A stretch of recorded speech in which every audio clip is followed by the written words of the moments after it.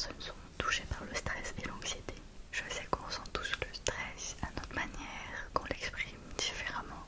Et en fait, je me suis dit, allez tiens Mel, on fait une vidéo hyper chill où on parle de ça, où on essaie de rassurer les gens et au passage de me rassurer parce qu'en tant que grosse anxieuse, je fais des crises de panique et donc du coup je peux comprendre votre point de vue et votre situation. Je vous laisse vous installer tranquillement et on va chiller, parler de ce sujet là et aussi j'espère que ça va vous rassurer et vous détendre. Je sais pas vous, mais moi mon stress commence à aller mieux, mon anxiété pareil parce que je fais le nécessaire. Mais en fait j'avais cette tendance à toujours vouloir faire des to-do list, à toujours vouloir blinder ma journée. Et en fait j'étais dans la frustration de jamais finir cette to-do list. Ce qui fait que je reporte au lendemain et le schéma il se répétait en boucle. Vraiment, j'avais même des fois tendance à faire 2-3 to-do list quand j'allais en cours. En cours je faisais des to-do list. J'étais un peu dans l'excès. Donc je sais que pour certains ça aide. Moi ça m'a plus rendu anxiogène qu'autre chose parce que comme je vous ai dit je remplissais cette to-do list sans pas vraiment me rendre compte que finalement une journée c'est pas 24 heures parce que tu dors donc tu fais moins et donc du coup tes calculs ne sont pas bons. Mais prendre la parole devant les gens ou ne serait-ce que marcher dehors alors qu'il y a beaucoup de monde, je me pose plein de questions en mode est-ce que les gens ils me regardent, comment est-ce qu'ils me voient et du coup ça me stresse et j'ai l'impression de me retrouver toute seule face à une foule autour de moi. Et donc j'ai su après que j'avais des symptômes de l'agoraphobie, mais en fait c'est rassurant de savoir ce qu'on a et de chaque jour l'améliorer parce que finalement je vis mieux. Je dis ça comme si c'était une grosse maladie. Enfin, ça m'enquiquine, hein, je vais pas vous le cacher, ça m'embête, mais ça ne m'empêche pas de vivre à l'heure actuelle. Mais je sais que pour certains c'est le cas, et je veux juste dire que en voyant des spécialistes ou tout simplement en se remettant en question, en se rassurant, et bien étape par étape, ça soulage les symptômes et ça nous rassure vachement. Donc du coup il y a moins de stress, il y a moins de crise de panique et d'anxiété. J'aimerais faire un point avec vous parce que beaucoup pensent être anxieux et en fait c'est simplement du stress. Par exemple tu sais que tu vas prendre la parole devant les gens, tu es stressé. Mais l'anxiété c'est encore plus intense je trouve. Tout reste de mon point de vue. Mais l'anxiété pour moi c'est vraiment quelque chose d'intense. C'est me dire, en fait c'est me faire des scénarios dans la tête, des fois pour rien, et du coup ça prend une grosse ampleur, une ampleur jusqu'au point où je me dis mais non, mais je vais pas faire ça parce que s'il se passe ça, je vais être dans tel état. Et en fait, il faut arrêter de se faire des schémas à l'avance, surtout qu'on sait que penser à du positif amène le plus souvent à du positif et que penser à du négatif amène souvent à du négatif. Donc il faut essayer de changer cette vision là et quand on se dit oh mais non il va se passer ça, il va se passer ça, là il faut bloquer ses pensées et il faut se dire ok non, je rectifie, il se peut que ça se passe comme ça mais il se peut aussi que ça se passe bien. Et là il faut vraiment se rassurer, se dire des choses positives et pas rester dans la négativité. C'est vraiment important pour le moral, ça me l'a beaucoup fait et je pense que ça le fait à beaucoup d'entre nous. C'est la peur de mourir durant une crise d'anxiété ou de dire qu'on va devenir fou ou folle. En fait on a vraiment l'impression qu'on va être quelqu'un d'autre. On a peur aussi des symptômes, d'avoir chaud, le cœur qui bat, d'avoir la sensation de faire un malaise tout simplement. Ces moments-là il faut prendre une grande inspiration et bloquer sa respiration, attendre et expirer et refaire ce schéma. Je sais que c'est une spécialiste qui m'a aidé à faire ça parce qu'il y a des moments où j'étais en mode mais là je vais mourir si je continue à rester dans ce stress, et je vous avoue que ça m'a fait énormément de bien de gérer ma respiration. Donc c'est vrai, on se dit mais non mais je stresse, je respire fort, j'ai besoin de respirer, j'ai l'impression que j'étouffe. Il y en a même qui ont un nœud dans la gorge de stress qui reste. Ça m'est arrivé une fois et j'ai eu trop peur.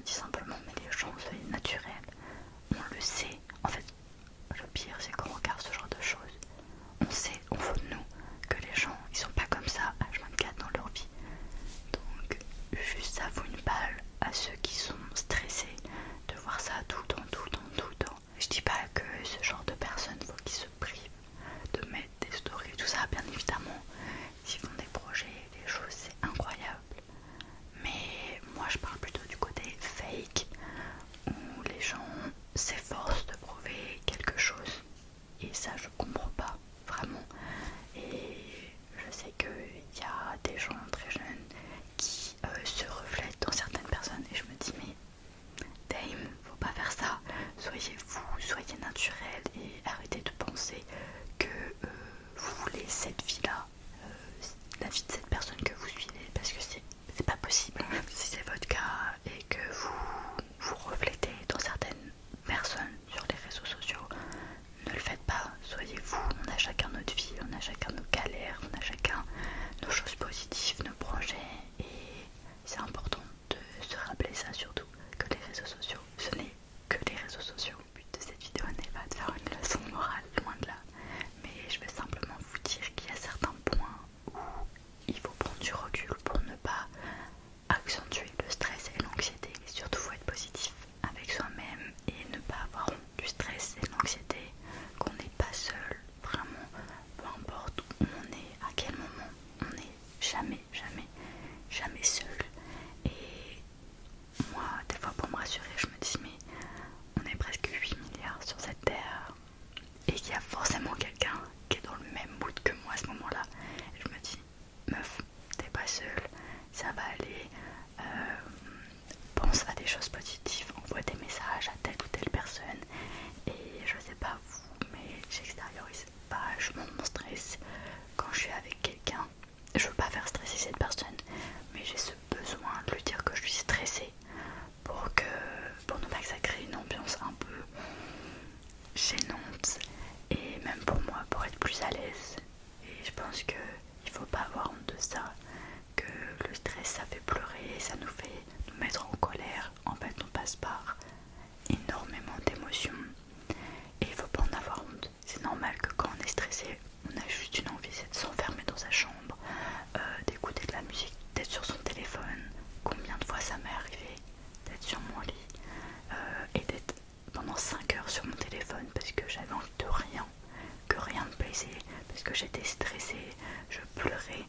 Mais il faut se dire, ok, j'accepte en fait. Il ne faut pas être dans le déni de ses émotions, c'est hyper important. Il ne faut pas qu'on soit tous dans cette fausse positivité de non, faut que ça aille bien, faut que je sois bien, j'ai pas le droit d'être mal. Non, t'as le droit d'être mal. Pourquoi t'accepterais tout le temps d'être heureux et que t'accepterais jamais d'être triste? Il peut pas y avoir que des montées dans une vie, il y a forcément des pentes, il y a forcément des moments où ça va pas. Les accepter pour être sûr de remonter par la suite. C'est vraiment la vie, il y a des ups, il y a des downs, il y a des ups, il y a des downs, mais il faut accepter la montée comme la descente en fait. Quand vous êtes dans un mood de stress, d'anxiété, acceptez. Vraiment, je pense que la meilleure chose c'est de dire ok, je suis mal, je me sens pas bien. S'il n'y a aucun moyen autre que de se parler à soi-même pour aller mieux, je pense que c'est la meilleure méthode de se dire oui, j'accepte, mais je peux pas rester comme ça indéfiniment dans le stress et l'anxiété. J'espère que cette vidéo vous rassure et vous permet de vous dire que vous n'êtes pas seul, que beaucoup de gens sont dans cet état de stress, anxiété, etc. Et il faut se dire que si on est dans cette vie à l'heure actuelle, eh bien c'est qu'on a forcément quelque chose à y faire, on a quelque chose à apporter à quelqu'un ou dans la vie telle qu'elle. Donc vraiment, j'ai vraiment envie de dire aux personnes qui regardent cette vidéo que vous êtes unique et que vous êtes une belle personne, qu'il faut croire en soi, qu'il faut se rassurer, se dire que ça va aller, qu'on passe tous dans des moods de down et que on ne peut que en sortir plus fort, d'accord? Que chaque situation est unique aussi et que l'appréhension que vous pouvez avoir d'une situation peut changer en fonction de comment vous la voyez. Donc essayez d'être vachement plus positif dans votre vie pour vous rassurer, même pour se rendre compte que finalement on a tous un petit grain à nous, un petit talent, un petit quelque chose et qu'il ne faut pas qu'on passe à côté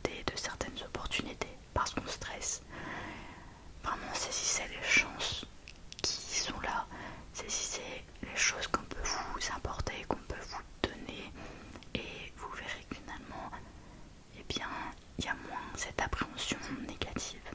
Tout ce que je vous souhaite à l'heure actuelle,